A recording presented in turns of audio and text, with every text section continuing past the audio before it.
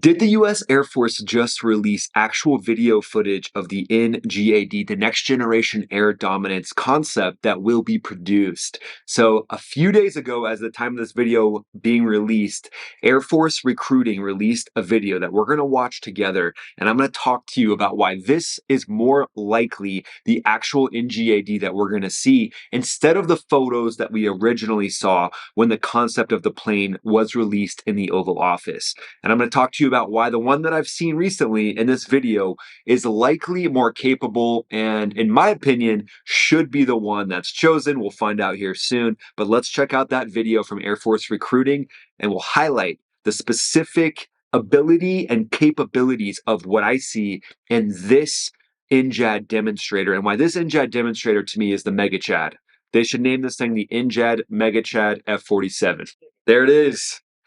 The beautiful F-47 teamed up with some F-22s following right after. I think that's kind of indicative of how this thing will operate. Now let's take a close-up peek at that image of the F-47. So here's the front-on view of that new image of the F-47, and the thing that I really like about it is it doesn't have canards. So to me, this thing just has a space-age design, and if you've seen up-close images of the SR-71, the way that the fuselage just flows is incredibly sleek. And this to me just looks good. I like the fact it doesn't have any guppy look. The intakes are relatively hidden from what you can see, and the canards are not present. And to me, don't have canards, guys. First of all, they don't look as cool. Second of all, I don't think you get the same amount of maneuverability in a dogfight, especially if they're static canards. And static canards is what we saw in the original images of the F-47.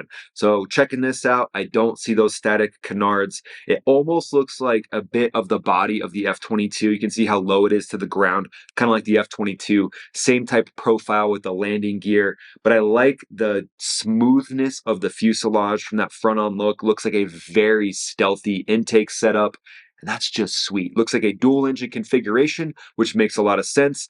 And then you can see those horizontal tails. They're basically at a position where they're horizontal. They're not vertical. They're angled out like this, kind of like the Super Hornet, except they're flexing even harder going out to the side. So a little more advantageous, in my opinion, having those because you've got the ability to have control surfaces, which gives you more yaw motion. So if you look at the Chinese advanced fighter jet, they're claiming to have that 6th generation fighter jet in production right now.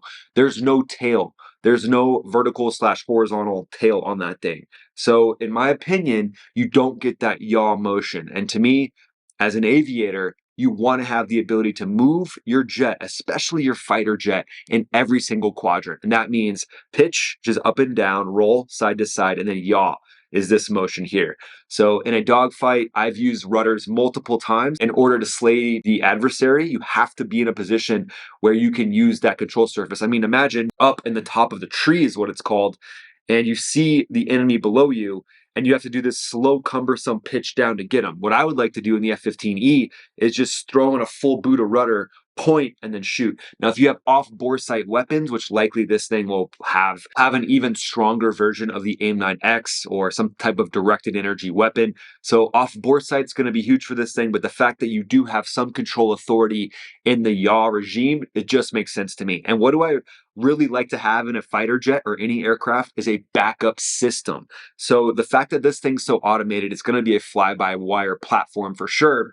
But if for some reason the computer fails, you have some sort of manual reversion, you want to have the ability to fly this jet. I mean, we all operate in the realm of the 3D when you're flying aircraft. You have to go up, down, side to side, left to right. You have to make all those moves happen. So having those tails that can get you that yaw momentum if needed, in addition with the thrust vectoring. But if you have thrust vectoring that fails in the yaw quadrant, now you've got the ability to still move the aircraft and maneuver the aircraft. And hey, you have a midair collision and you don't have a rudder. Now you're in a position where you can't really maneuver the aircraft to come in and land. So when you think about how that F-15 that lost its wing, that Israeli F-15 that lost its wing, there was the ability to continue to fly it based on the fact that it still had rudder. So he still had the ability to maneuver and fly the jet to where it needed to go. And it wasn't just a single system that they were relying on. And that's what the Chinese JAXX, that's what that thing is relying on, is a single ability of those aileron slash flapperon things on the sides for those to actually do everything. And to me, you're banking too much on one system. So that's the front of the jet. Now let's move to more of the top quadrant. There you go. There's that beautiful top quadrant of this thing, man. That is just a sexy aircraft. If you're an aircraft lover like me, when you look at the sleekness of this, you see how smooth the top of that skin is. It's just beautiful. And likely this is actually one of the demonstrators. So what I think they did is they showed that original photo, which was one of the demonstrators as well. They were thinking, hey, maybe we'll have static canards on the front, but we want to have the option to not have those static canards. And when I see this is just, to me, a beautiful aircraft. I can see that there's flaps on the back, so I can see the creases in the back where the flaps are. It's hard to see, but it looks like ailerons as well. So it's not just one big piece of control surface. There's actual flaps and then aileron. So it's not the flapperon type things that we saw in the Chinese jets. So to me, just more of an ability to be maneuverable. You got that really nice slick wing design. And then you've got the engine bubbles on the back, how they kind of bubble up and go back. So you got the flow coming from underneath and then going up into the aircraft engine. So to me, that's stealthy because with that flow coming from down and then going up, you're basically blocking the enemy's ability to shoot their radar into your engine. There's a lot of information that they could gather by shooting their radar into your engines. But with this, there's no chance of that happening. It's not going to bounce back. It's going to hit the aircraft's skin, and it's not going to bounce back for the enemy to read anything about your engines. So I love that. Looks like a great flow of that as far as stealth goes. And it looks like a confirmed 2-engine configuration, and that makes sense to me. The Chinese went with a 3-engine configuration, and to me, that's just a waste. To me, that's going to increase your infrared signature. You're going to be hotter flying around. I mean, maybe there's the ability for them to not run that engine unless they're, getting up to a certain airspeed. But even at that point, if you're getting up to a faster speed, you're likely on a target run or you're on a reconnaissance run. So that's when you really don't want to be seen, when you're going that fast.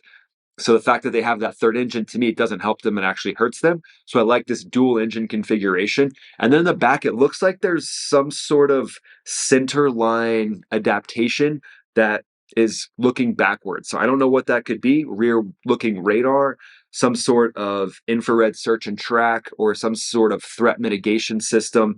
But in this angle, it's like the light is hitting it and reflecting off of it.